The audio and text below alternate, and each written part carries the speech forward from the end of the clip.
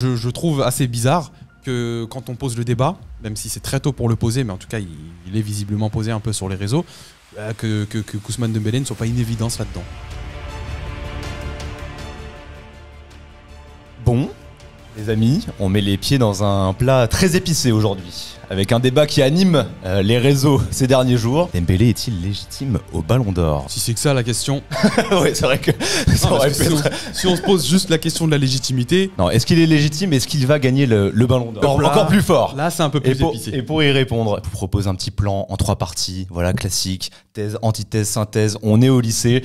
On va dans un premier temps se replonger un petit peu dans la saison de Dembélé, son impact, comment il a changé le Paris Saint-Germain au niveau du jeu, au niveau des statistiques aussi. Puis on ira faire un tour du côté de Barcelone où il y a 2-3 joueurs qui peuvent aussi candidater à ce titre. Et puis enfin, on va trancher, on va donner notre favori, tous les 3. Quand je dis tous les 3, vous ne rêvez pas, nous sommes bien 3.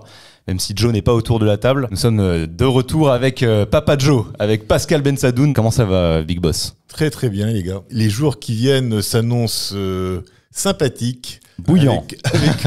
En point d'orgue, juste une finale, le 31, une petite finale. Très tranquillement. Et peut-être même que la réponse finale à cette question, on l'aura le 31. Vous y serez avec Joe.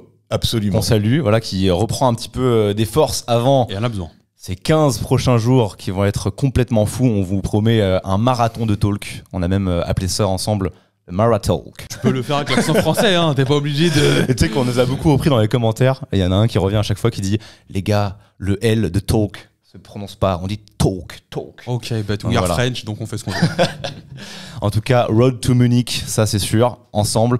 On le fera avec Joe. Et donc, pour ne rien louper, je vous invite tout simplement à vous abonner. C'est la meilleure façon de nous soutenir. Objectif 120 000 pour la finale. Vous connaissez la chanson de toute façon. Joe, waouh. C'est pareil, c'est pareil. N'importe quoi. Mehdi, Mehdi, je te laisse rappeler un petit peu les règles du jeu. La chanson, elle est simple, vous l'avez vu depuis le début de saison, on est sur un petit jeu, un petit clin d'œil. C'est peut-être de la superstition, mais au final, ça marche. Donc si vous vous abonnez, le PSG continuera de connaître le succès. C'est très simple, ça s'est prouvé à chaque tour. Tu t'abonnes, le PSG passe Liverpool, ça a été fait. Tu t'abonnes, le PSG passe Aston Villa, ça a été fait. Et Marco Asensio ne marque pas, il n'a pas marqué. Tu t'abonnes, le Real est éliminé de Ligue des Champions, Kylian Mbappé ne marque pas, ça a été fait. Et tu t'abonnes, le PSG arrive en finale de Ligue des Champions. Rendez-vous le 31. Voilà. Donc c'est très simple et tu connais toujours le petit cheat code. Si tu es déjà abonné, tu te désabonnes, tu te réabonnes. C'est peut-être que de la superstition, mais jusque-là ça a marché, donc jouez le jeu avec nous les gars. Et pareil, j'en vois beaucoup dans les commentaires qui jouent le jeu, qui dit direct, je me suis désabonné, je me suis réabonné. Je contamine les gens avec ma superstition. On est très superstition. Voilà. J'ai vu aussi des commentaires, d'ailleurs je vous remercie pour le soutien, parce que dans le dernier talk vous étiez que tous les deux avec Joe, parce que je me suis défoncé la cheville. J'ai eu beaucoup de soutien aussi dans les commentaires, donc merci à vous. Je l'avais dit dans un avant-match, j'ai fait un pacte avec les dieux du foot, je prends la responsabilité de toutes les blessures du PSG avant la finale. Donc voilà, on va se dire que peut-être que Dembélé allait avoir une petite cheville, je la prends avec plaisir.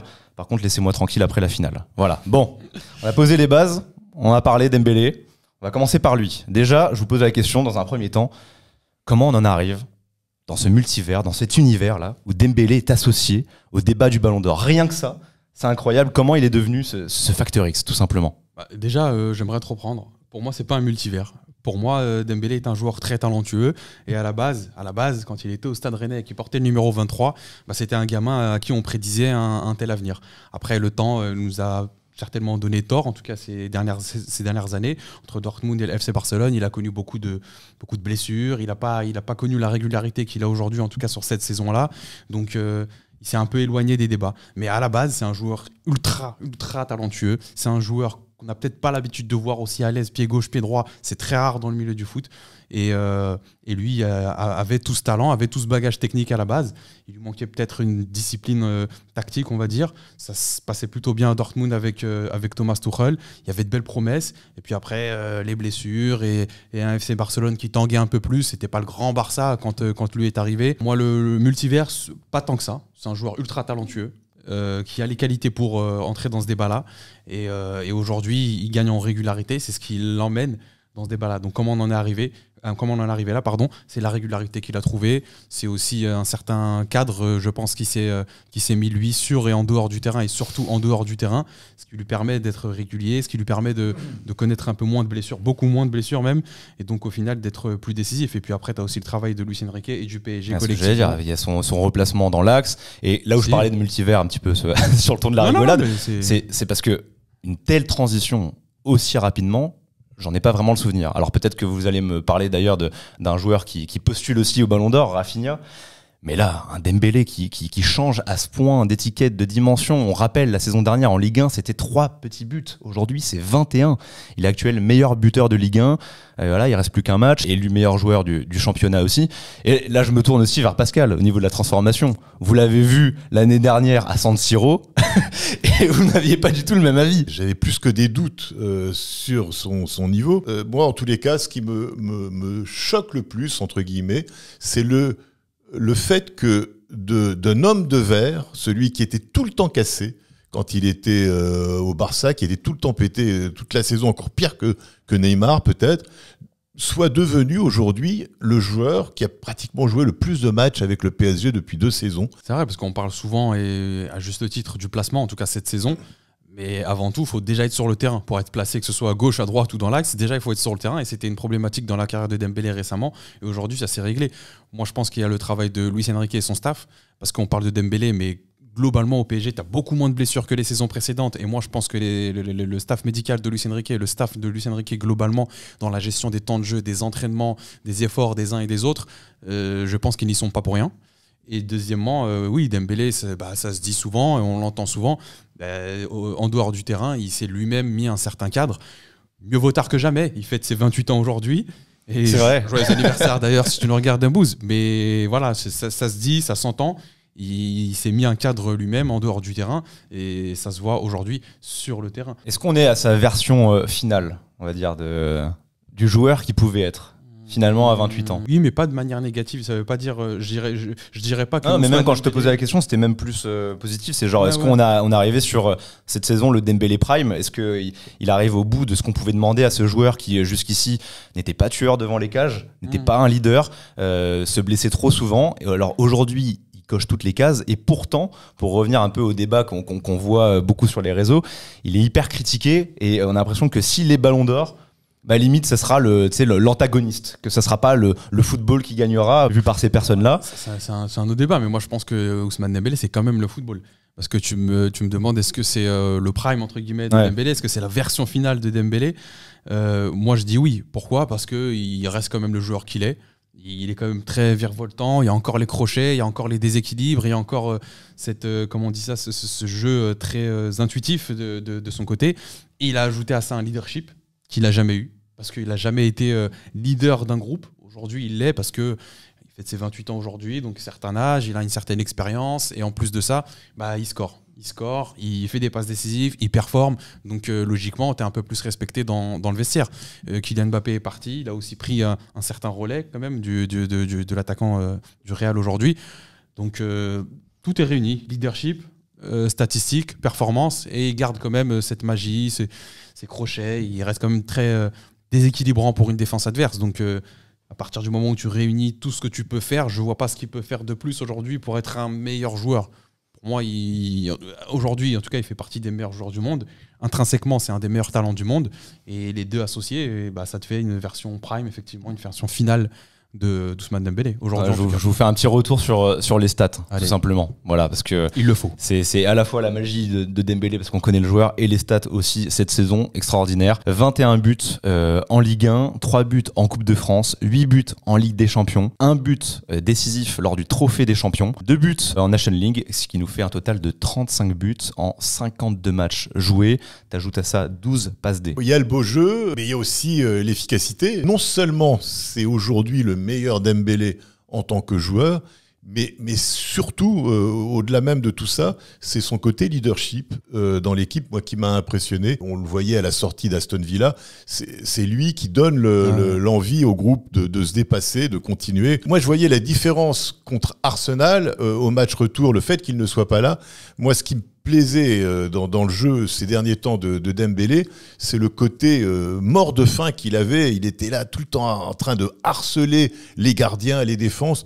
Ce qu'a moins fait Barcola, par exemple, quand il a pris sa place contre Arsenal. Et ça se sentait. On sent qu'il a faim, qu'il a envie. C'est le symbole même de cette équipe du Paris Saint-Germain. Parce que je trouve qu'il y a tellement un avant et un après par rapport à ce PSG.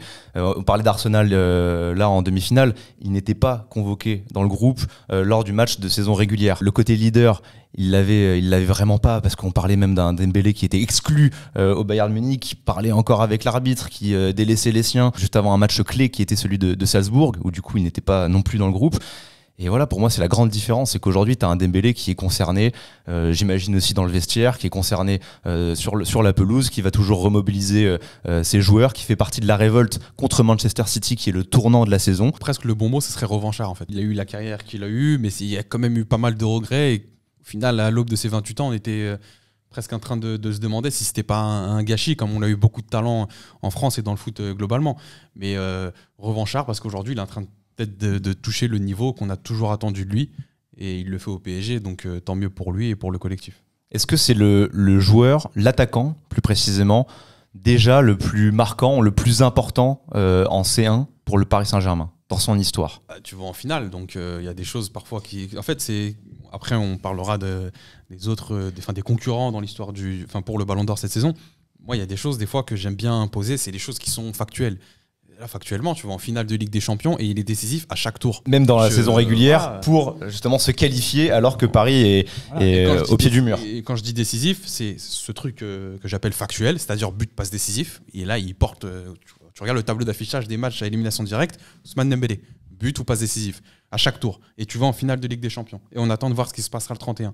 Mais moi, déjà aujourd'hui, oui, je le place dans les attaquants les plus importants dans l'histoire européenne du Paris Saint-Germain. Et après, je dis décisif, il y a le tableau d'affichage, il y a le pressing, le leadership. Tu vois, Pascal parlait de leadership pris, de pressing, etc.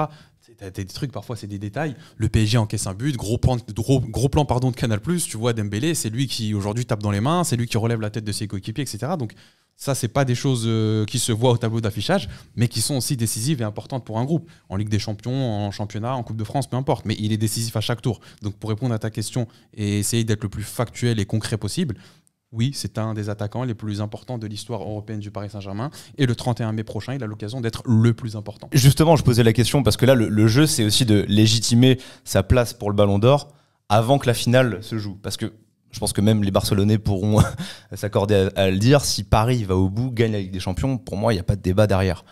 Le Ballon d'Or doit revenir à Dembélé.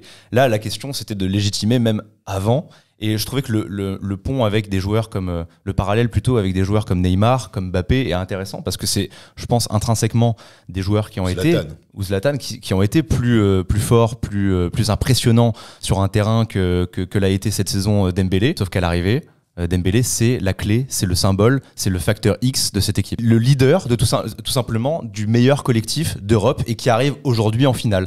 Et je trouve que l'impact player depuis les huitièmes, quoi. C'est celui qui te donne la victoire quasiment. Et même avant, parce que Manchester City, absolument, un match clé, et juste après, c'était Stuttgart à l'extérieur où il arrive sans calcul, il marque triplé contre Stuttgart. Pour pas balayer d'un revers de main l'histoire, parce qu'on a cité leurs noms, que c'est Zlatan, Neymar ou Mbappé. Il faut aussi dire qu'ils n'ont pas bénéficié d'un collectif aussi fort que celui non, mais la lumière était autour d'eux.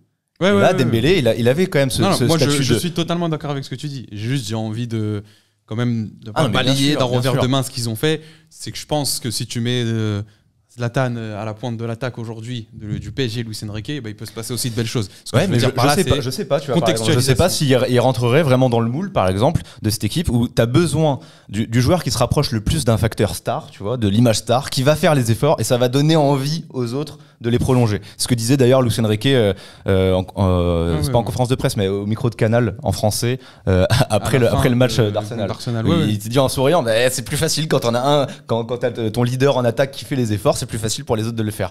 Et donc voilà, lui il a pris le pli, c'était pas évident encore au début de la saison, c'est peut-être pas le meilleur niveau talent dans ce qu'on peut voir par rapport au Zlatan, par rapport au Mbappé, au Neymar Final Eight, etc.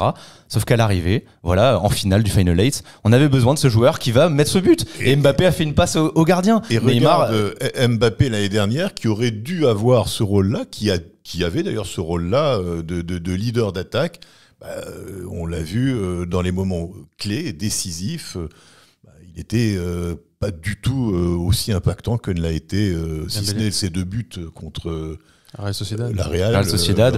D'autant que derrière c'était Dortmund. Bon après Dembélé l'a aussi joué, donc on peut lui jeter la pierre à cette époque-là. Oui, mais c'était pas le leader, c'était Mbappé. Sauf que là, Dembélé, non seulement il est leader là, mais en plus contre une adversité qui est supérieure et qui est supérieure au parcours là dont on a parlé, où Mbappé était la tête de projet, on va dire, et supérieure même au Final 8.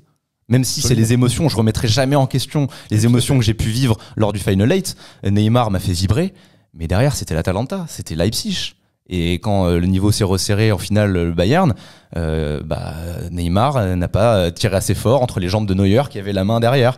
Mbappé a fait la passe juste après la petite remise d'Ander Herrera, a fait une passe à Neuer. Dembélé, peut-être que c'est moins talentueux, mais aujourd'hui, tu vois, le but qu'il met à la 4e minute à l'Emirates Stadium, qui met la pression contre Arsenal, il faut le faire. Il faut avoir le geste de roublard, il faut aller chercher, mettre en difficulté Alisson qui va s'empêtrer avec son défenseur Konaté. C'est peut-être l'adversité, t'as raison, la plus difficile, je pense, dans l'histoire européenne du PSG. Quand je dis l'adversité, je parle du parcours globalement, et même si tu vas jusqu'au 31, parce que l'Inter en finale, c'est un morceau, même si vous connaissez mon avis, mais ça reste un morceau quand même. Mais moi, juste pour rebondir en 2 secondes sur un truc, pour moi, je sais pas si Dembélé est moins talentueux que les noms qu'on cite. Avec tout le respect que j'ai. On parle de talent intrinsèque. En tout cas, peut-être moins que Neymar. Je sais pas si Dembélé est moins talentueux que Kylian Mbappé. En tout cas, la question peut se poser, et je faisais même ce parallèle. Là, je le faisais au sein des joueurs du Paris Saint-Germain, où on se disait peut-être qu'un Mbappé, à une certaine période, tu vois, 2021, 2022, tout ça, il a pu être meilleur. Il a pu être même, dans un temps donné, le meilleur joueur de la planète. Pourtant, il n'a pas été dans les débats pour être Ballon d'Or. Je fais le pont avec, justement, les Barcelonais. Parce que beaucoup vont nous dire, oui, mais Rafinha, et particulièrement Yamal ces dernières semaines, c'est meilleur. Le meilleur joueur de foot actuel, c'est Yamal. Et je pense qu'on peut s'accorder à le dire. C'est le meilleur joueur de la planète. Pourtant, oui. Est-ce que c'est Ballon d'Or devant Dembélé, surtout si Dembélé gagne la Ligue des Champions? C'est le débat qui se pose en ce moment sur les réseaux et autour du Ballon d'Or globalement. Est-ce qu'il faut récompenser le meilleur joueur de la planète? Moi, j'aurais pu te dire oui, sauf que j'ai l'impression que c'est pas le cas. Le Ballon d'Or ne récompense pas le meilleur joueur de la planète, il récompense le joueur le plus fort sur une saison. Il récompense la meilleure saison d'un joueur. Est-ce que Yamal aujourd'hui fait une meilleure saison que Ousmane Dembélé? Je vais reprendre des trucs factuels depuis tout à l'heure. Il y a les statistiques qui entrent en compte. Est-ce que je suis fan de ça? Non, moi je suis pas en train forcément de vous donner mon avis. Je vous donne aussi ce qu'il est. En tout cas, c'est ce que je pense, ce qu'il en est. Et le Ballon d'Or, il faut prendre les statistiques en compte. Mais surtout que là, on parle de statistiques, c'est pas que des tapines dans des matchs aux F, tu vois. Tu vois, pour caricaturer encore sur Mbappé l'année dernière qui met des triplés contre Brest ou Reims. On parle d'un mec qui va en finale de Ligue des Champions. C'est autre chose. On parle d'un mec qui va en finale de Ligue des Champions. Donc il est en finale de Ligue des Champions. Ça veut dire qu'il va plus loin dans la plus prestigieuse des compétitions dans laquelle les deux étaient engagés. Il met plus de buts sur toute la saison, toutes compétitions confondues. Je crois qu'il a aussi à plus de passes décisives. Tu vas nous le rappeler juste après avec les statistiques. Je te vois toucher ton ordi là. que Lamine Yamal. Donc c'est des trucs encore une fois qui sont factuels et j'ai pas envie non plus de verrouiller le débat, c'est factuel, merci, au revoir, vous avez rien à me dire, mais j'ai l'impression que c'est le critère du Ballon d'Or, donc je m'appuie dessus, je vous les mets en face et après dites-moi quoi. Je pense que le critère c'est le joueur le plus important en fait, pour moi c'est ça, oui, mais comment tu définis l'importance? C'est le talent, c'est l'impact sur tes coéquipiers, c'est plein de choses comme ça, et aujourd'hui je pense que si on ne se base que sur le talent, je pense qu'il n'y a personne qui pourrait nier qu'aujourd'hui le plus grand talent c'est Yamal, bien sûr. Nécessairement, mais le joueur le plus impactant pour ton équipe, le joueur qui te fait gagner quasiment tous les moments clés dans une saison, là tu ne peux voir que Dembélé, peut-être Rafinha, mais de toute façon, là aussi, sans rien déflorer, on peut penser que 2 joueurs dans une même équipe vont se répartir les voix et ça peut aussi être défavorisé les Barcelonais. C'est ça, ce que j'ai envie de répondre aussi, c'est qu'il n'y a même pas une évidence claire sur le Ballon d'Or au sein de cette équipe du FC Barcelone, parce que pendant la globalité de la saison, on était plus sur Rafinha. On disait c'est lui qui a le facteur stat et qui est aussi le leader de cette équipe. On parlait même d'un Yamal qui était en petite disette de buts en championnat fin 2024. Depuis, je pense qu'il nous a tous éclaboussé de son talent, que ce soit en Ligue des Champions, que ce soit contre le Real Madrid où s'il ne marque pas un but génial, c'est des passes D comme il l'a pu faire en Copa del Rey. Donc il n'y a pas d'évidence au sein de cette équipe pour les critères Ballon d'Or. Et derrière, tu as un Dembélé qui arrive en finale, qui a la possibilité de le gagner, qui derrière, il y a aussi la Nation League, où il va rencontrer Yamal d'ailleurs en juin. Et après, tu as la Coupe du Monde. Pas sûr qu'il joue, parce que lui, il joue la finale de la Ligue des Champions une semaine avant, donc temps de repos, etc. En tout cas, et à Barcelone, il y a des gens aussi qui parlent de Pedri. Parce qu'ils sont dans l'optique de vouloir récompenser le meilleur joueur de foot. C'est pas ça le truc. Moi, comme je l'ai dit sur les réseaux, s'il faut récompenser le meilleur joueur de foot, Lionel Messi il doit avoir 15 ballons d'or. Parce qu'il a une quinzaine de saisons professionnelles au FC Barcelone. C'est intrinsèquement, pour moi, il y a des gens qui vont dire Cristiano, c'est intrinsèquement pour moi le meilleur joueur de l'histoire. À partir de là, c'est lui qu'il fallait récompenser toutes les saisons. Si on veut juste récompenser le meilleur joueur, le plus talentueux, il n'y a pas forcément de débat. Le Ballon d'Or, c'est limite, tu le connais à l'avance. Au mois de septembre, moi, je sais qui est le joueur le plus talentueux sur la saison. Mais je ne sais pas qui va faire la meilleure saison. C'est ça le problème. Et aujourd'hui, les gens, ils veulent récompenser le meilleur joueur, qui est Lamine Yamal. Pour moi, encore une fois, c'est mon avis, sans aucun doute. Mais dans ce cas-là, dès le mois de septembre 2025, on lui donne le Ballon d'Or 2026. Parce que je sais qu'il n'y aura pas meilleur que lui dans le circuit. Mais je pense que beaucoup. Mais par contre, il y a des joueurs qui peuvent faire des meilleures saisons. Je vous fais un petit point sur les critères justement de sélection. Tu as en numéro 1 les performances individuelles, donc l'impact décisif et impressionnant du joueur au cours de la saison. Je pense que Dembélé répond quand même très bien. Numéro 2, les performances collectives, le succès obtenu avec les clubs et ou sélections nationales. Pareil, tu coches quand même bien la case. Et troisième, bon, j'ai l'impression que de toute façon c'est un peu mis en retrait, c'est la classe et le fair play, comportement exemplaire sur et en dehors du terrain. Mais tu vois, ce débat il me fait penser moi à l'année dernière aussi avec Vinicius Rodri. Moi je pensais que Vinicius devait le gagner. C'était mon avis. Par contre, quand Rodri l'a gagné, j'ai pas sauté au plafond, on a aussi récompensé entre guillemets le football, comme les gens aiment le dire, parce que c'était un des meilleurs joueurs de la planète, qualité intrinsèque, etc. Mais il gagne pas la Ligue des Champions et il fait sur le plan statistique et sur le plan Ballon d'Or entre guillemets, il fait une moins bonne saison. Bon, au final, on l'a donné à lui parce que meilleur joueur de foot. Mais ce que je veux dire, mais justement, les Barcelonais reprendront cet exemple en disant Vinicius a gagné la Ligue des Champions et pourtant il n'a pas eu le Ballon d'Or. Oui, mais tu as aussi ceux qui l'année dernière pleuraient pour Rodri. Ah, le meilleur joueur qu'il a gagné, c'est n'importe quoi, il fallait le donner à Vinicius. Et bah, cette année, ils vont pleurer pour Lamine Yamal. Ils vont dire, mais en fait, il fallait récompenser le meilleur joueur de foot, pas forcément celui qui fait la meilleure saison, c'est-à-dire pas Dembélé. Donc il fallait le donner à Yamal, qui était le meilleur joueur de foot. Mais l'année dernière, il fallait pas le donner au meilleur joueur de foot, il fallait le donner à Vinicius. Tu vois ce que je veux dire? Donc soyez cohérents aussi, ceux qui veulent voir Lamine Yamal. Et moi, j'aime beaucoup Lamine Yamal. Je vous fais quand même un point sur les stats justement de Yamal. On est sur 7 buts en Liga, on est sur 2 buts en Copa del Rey, 5 buts en Ligue des Champions, 2 en Supercoupe et 1 en Nation League. Donc ça fait 17 buts au total. Okay. Et on a 21 passes D en 57 matchs. Il a énormément joué aussi Lamine Yamal. Je pense qu'on s'accordera tous à le dire. Voilà, c'est le talent. C'est un talent de toute façon générationnel. J'aime beaucoup le drapeau qu'il met sur ses crampons en plus. Qu'est-ce que vous voulez que je vous dise? Qu'est-ce que vous voulez que je vous dise?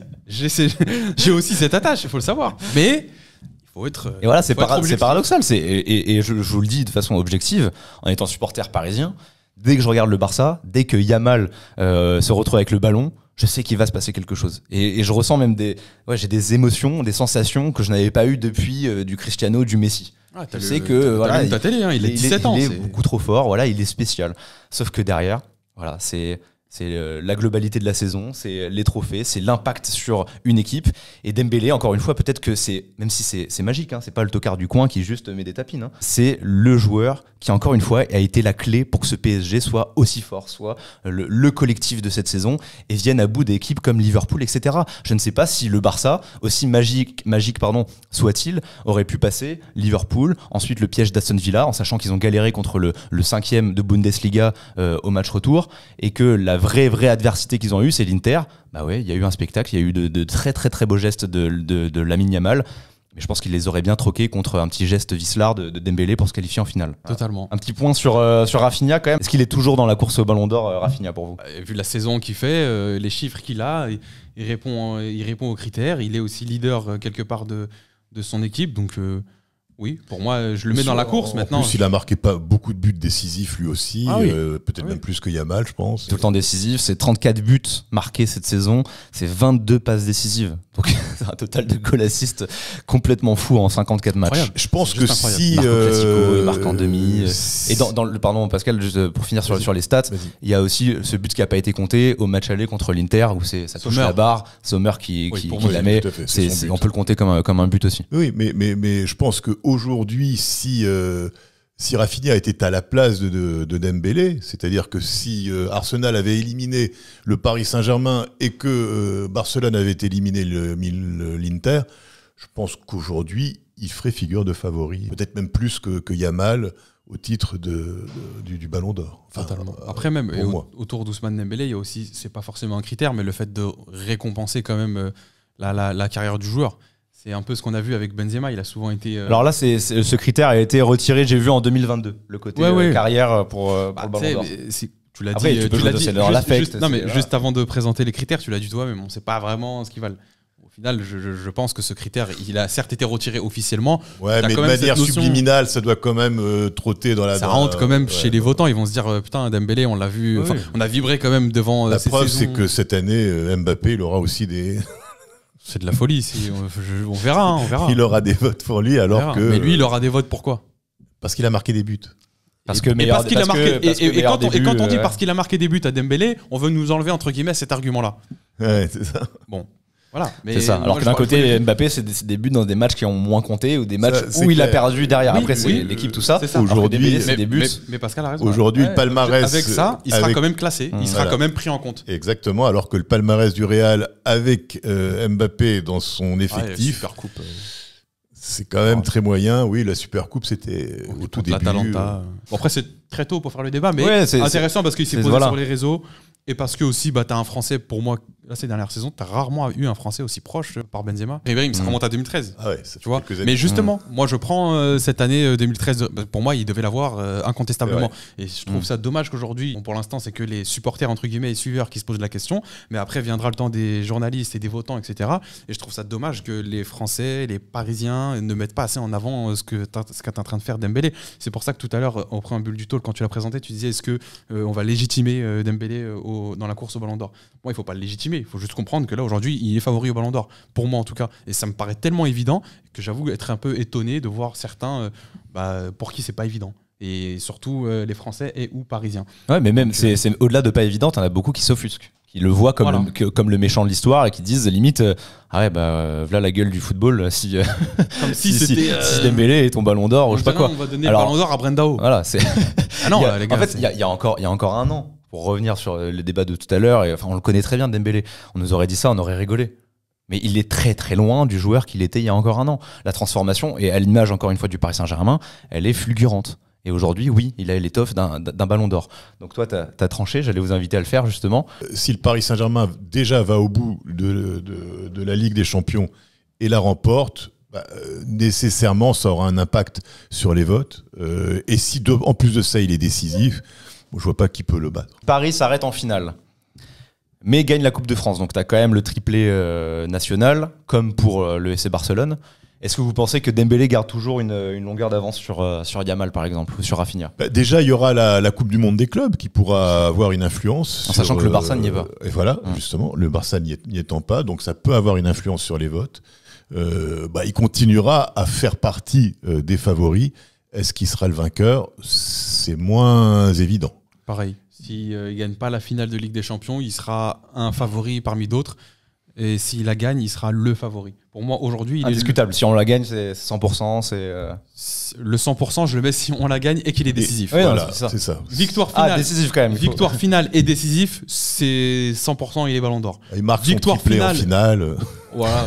Voilà, je le remets à la fin du match. À la fin du match, je le remets. Là, je crois que... Allez me faire fondre cet or direct. Mais si on gagne et qu'il n'est pas décisif, je le mettrai comme le favori, mais pas à 100%. Et puis si on gagne pas, il sera un favori parmi d'autres. Et après, il faudra prendre en compte les autres paramètres. Tu as les résultats de fin de saison des concurrents. Tu as la Coupe du Monde des clubs et tu as aussi cette Ligue des Nations c'est une confrontation, c'est pas une double confrontation contre l'Espagne, contre l'Espagne de la Yamal. Donc il faudra voir les autres paramètres. Et tu as aussi ce truc de titre individuel. En France, le meilleur joueur, c'est Ousmane Dembélé.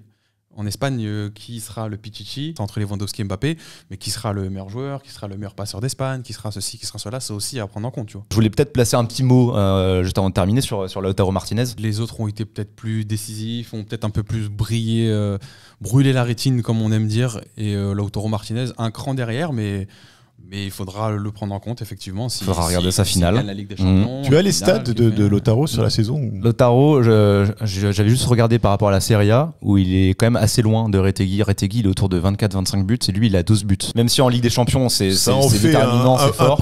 Un postulant, en tous les cas, un pour ça, je dis, il faut regarder sa finale. S'il fait une très grande finale, oui, il peut. Mais derrière, gagner, par rapport au titre, on n'est pas sûr qu'ils gagnent la Serie A, du coup, par rapport à la lutte avec le Napoli.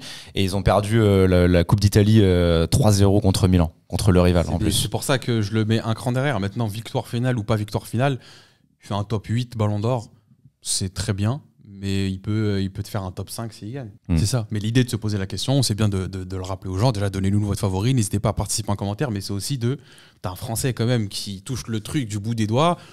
Je sais pas pourquoi on se pose la question de savoir s'il faut lancer entre guillemets une campagne. On n'est pas là pour lancer des campagnes. On a vu des propagandes sur les réseaux. Parce qu'on est personne. Mais voilà, je trouve assez bizarre que quand on pose le débat, même si c'est très tôt pour le poser, mais en tout cas il est visiblement posé un peu sur les réseaux, que Ousmane Dembélé ne soit pas une évidence là-dedans. Donc c'est bien aussi, nous ici autour de la table, de le faire, de poser les faits, parce que c'est des faits qui ont été posés, on parle de chiffres, on donne aussi notre avis, mais on parle de chiffres, que ce soit pour Yamal, Rafinha, Dembélé, même Lautaro et d'autres concurrents. On parle de palmarès et de saisons faites par les uns et les autres. C'est des choses factuelles, tu les poses autour de la table, tu débats, tu donnes ton avis. Je vois pas comment Dembélé n'est pas une évidence. Puis en conclusion, c'est rien que sur ce que ça représenterait d'aller au bout, que ce soit la première Ligue des Champions de l'histoire du PSG qui a tout et le premier vrai Ballon d'Or parisien. Voilà, oui, parce que pas de Messi. Et parce que Georges Weah, c'était quand même sur sa saison avec le Paris Saint-Germain, mais il l'a obtenu. Mais il se barre avec le Milan. Avec Milan. Mais oui, pour tout ce que ça représenterait.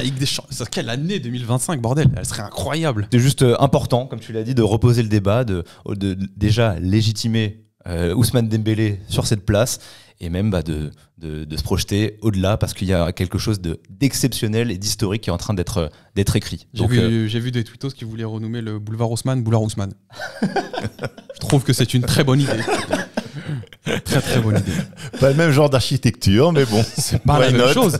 Peut-être que ça peut s'écrouler d'ici 2 ou 3 ans. Mais maintenant c'est solide. Maintenant c'est solide. Il y a quelques années, je t'aurais dit non, je veux pas habiter là. Mais là clairement, non, mais voilà, sur la symbolique, je trouve ça trop fort. Tu vois que ce Paris Saint-Germain ait vraiment tout essayé de passer par toutes les stars, par tous les modèles, etc. Et que là, ça puisse trouver sa conclusion avec cette équipe, avec ce joueur qui s'est métamorphosé, qui s'est mis au diapason. Qui symbolise le collectif qui symbolise même l'esprit de Luis Enrique. Tout à fait. Qui lui-même est en train de devenir le coach le plus influent, le plus important même de l'histoire du PSG, si ce n'est pas déjà fait. Et donc voilà, que ce joueur soit le catalyseur de tout ça. J'aimerais que nos amis barcelonais et même du monde entier, parce qu'on a l'impression que maintenant c'est Paris contre le monde et Paris contre la vision du foot que représente Yamal, j'aimerais que les gens le comprennent. Voilà, tout simplement. Puis une récompense individuelle pour un travail collectif. Et c'est ce que prône aussi Ousmane lui-même quand on lui parle à chaque fois de ses performances à la fin des matchs et même là au trophée UNFP. En tout cas, merci à vous autour de la table et merci à vous depuis vos écrans, depuis d'où vous êtes. Dites-le dans les commentaires d'ailleurs, d'où vous nous regardez. On se pose souvent la question dans les lives. On a des réponses à chaque fois complètement folles. Je suis présent, du coup, Marathon, c'est un talk par jour quand même. Ouais, un talk par jour jusqu'à la finale de Ligue des Champions. Exactement. À partir de la semaine. Ça va être du dimanche. La semaine avant. Voilà. Lendemain finale de Coupe de France jusqu'à lendemain finale de Ligue des Champions. Parce que nous, on joue des finales. Nous. Voilà. Donc du 25 au 1er. Pour ne rien louper, évidemment, il faut s'abonner. La cloche. Très bientôt. Et oui, on se retrouve dans les commentaires, on se retrouve sur la chaîne. Ciao tout le monde. Ciao.